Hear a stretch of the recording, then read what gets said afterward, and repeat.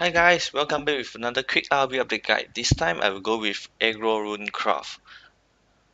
At the same time, I'm very sorry for the late video. I've been doing a lot of testing with Ram Dragon, Shadowcraft, Control Beepercraft. At the same time, I've seen lots of like Tempo Runecraft or Aggro Runecraft videos up there already. So I actually delayed my videos. Just want to try have maybe another metas going on. Unfortunately, Aggro Runecraft and also Aggro Bloodcraft has the highest win rate. I already have made Aggro Bloodcraft on my last video, so this time I'm going to make Aggro Runecraft. And why Aggro? Let's see on this deck. This deck list is actually made from Ajise-san, and just like copy his deck and then taking out few cards and then putting back in few cards for my own preference. So Daria, the key card of this deck. Daria Dimensional Witch, Fanfare, banish all cards in your hand, draw 5 cards and then spell boost the cards in your hand 5 times. Subtract 0 from the cost of this card, spell boost 1 more. What's so strong about this card is that you can actually exhaust all your hand cards and then you play Daria, you get another 5 free cards and also a spell boost of 5 cards, 5 times. So eventually if you have Daria, like cost 1 Daria with 0 hands, start of the turn you play Darias, you get a new set of cards.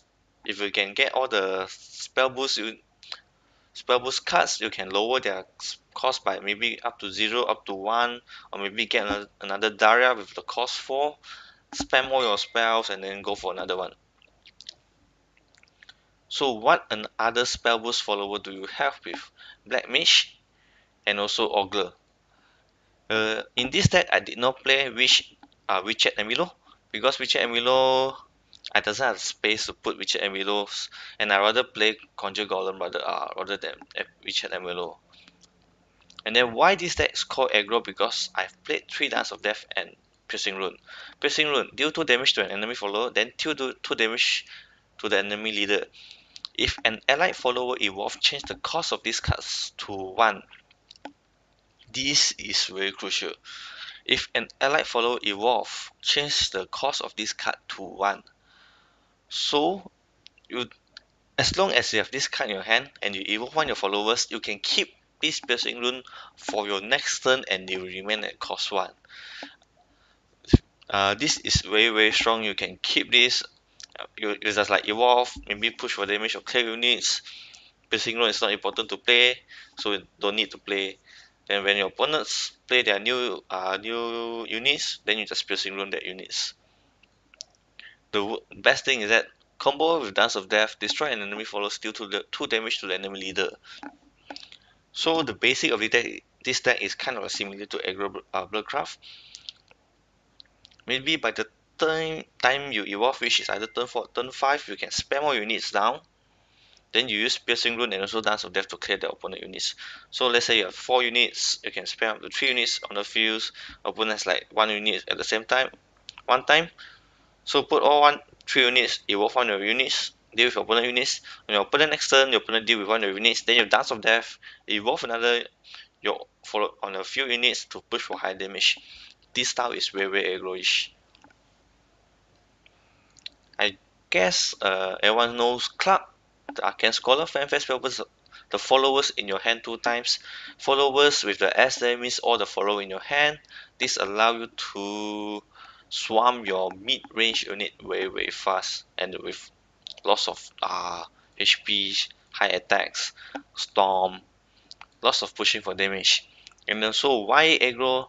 Let's calculate the damage, direct damage this deck can deal. Angelic Snipe 3, Levi 6 to 9 if you play 3 Levi. Magic Missile another 3, Piercing Rune 6, Dance of Death 6.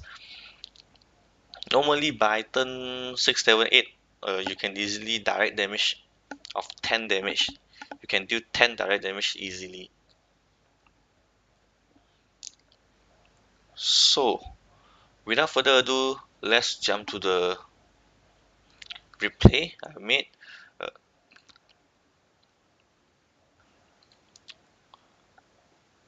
so I have played around 10 games with this deck.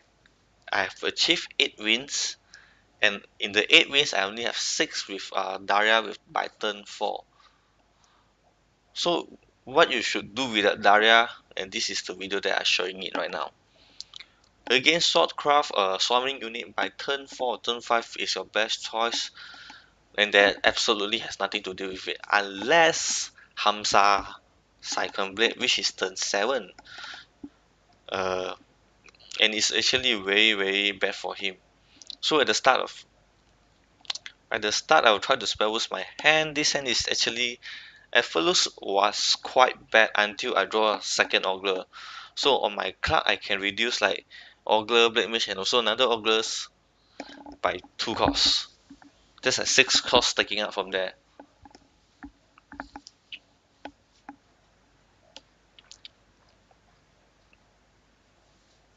I was like planning to play Ogre out already, so that I wanted to like Magic Missile and try to draw first.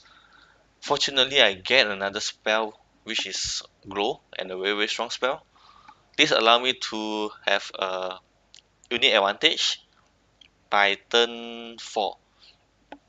Since I'm going first, this unit advantage, let's say if my opponents go with Ferofencer or anything, he only can kill one of my units. Then I can come back with my Blade Mage and also Ogres to like finish it, everything.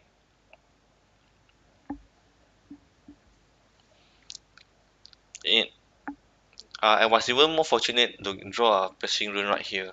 The Piercing Rune right here is very very strong. As you can see, after I evolve my Levi, which going to use Sorcery Flame on to the Emilia, and this Piercing Rune will remain change to 1 cost. Even after my Levi deaths, I was still able to deal with. The cost will remain at 1. Sorry, yeah, the cost will remain at 1, and you can keep it forever until you want to use it later on. So on my turn 6, by turn 5 already deal 6 damage, and now this is my power play. Since I'm going first, my turn 6 is my power play. If you're going playing a second, normally turn 5 is your power play.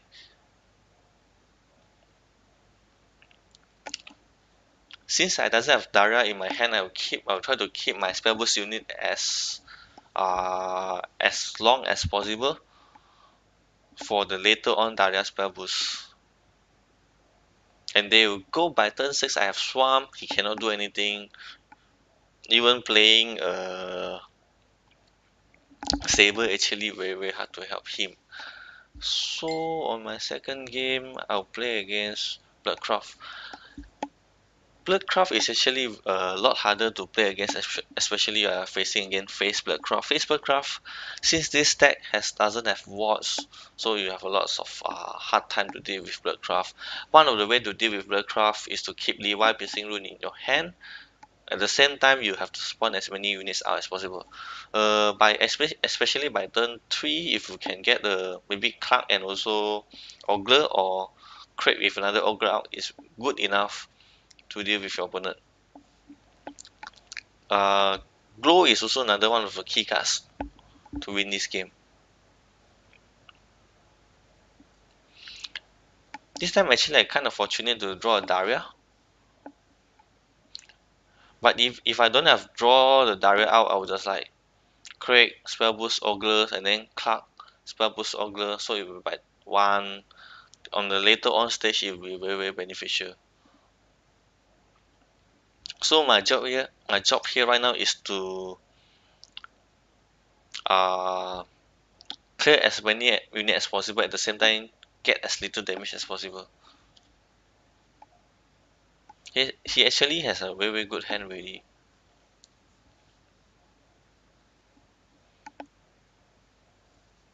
So as I said just now, since I'm going second, my turn 5 is my power play. I can power play this turn if I play card last turn, but I prefer to control more units rather than having troubles later on. So I choose to power play on this turn instead.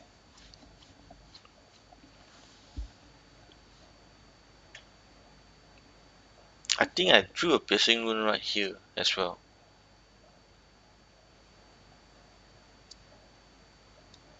Yep, fortunately I drew another piercing rune, which is like so strong. Love it the most.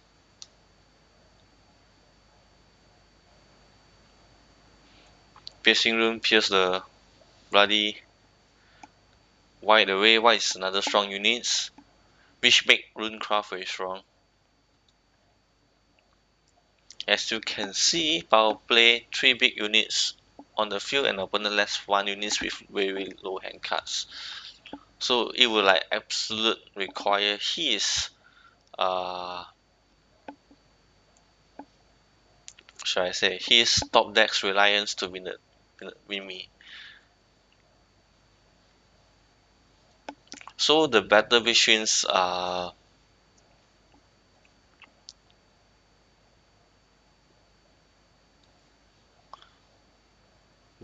Bloodcraft and also Runecraft is that your opponent does not hope your opponent does not top deck that well, or you just like force your opponent clear your opponent field by turn 4, especially when your opponent evolve or turn 4 turn 5.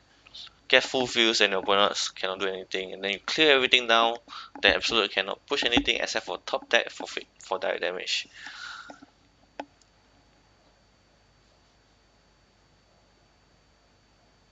So yeah, among the dragon craft I played is discard dragon rather than ram dragon. It's not that fun to watch. Shadowcraft is not that fun to watch as well. So yeah, let's back to the deck and have a quick recap.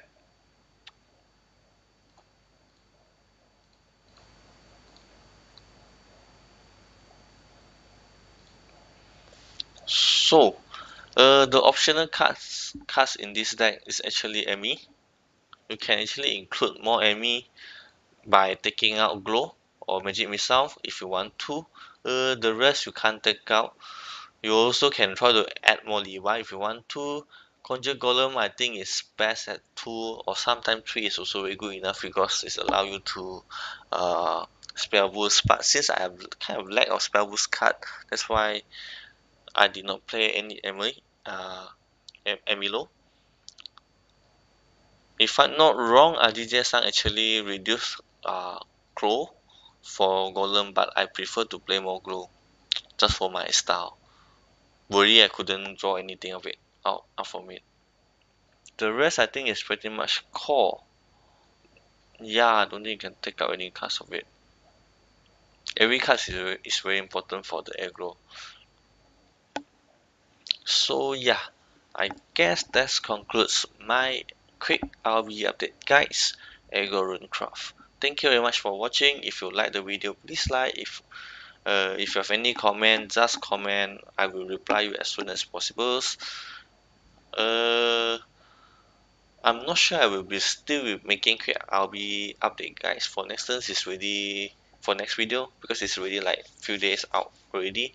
I do still have like Ram Dragons mid-range Shadowcraft and also mid-range Bloodcraft to show, but so far it is not that successful.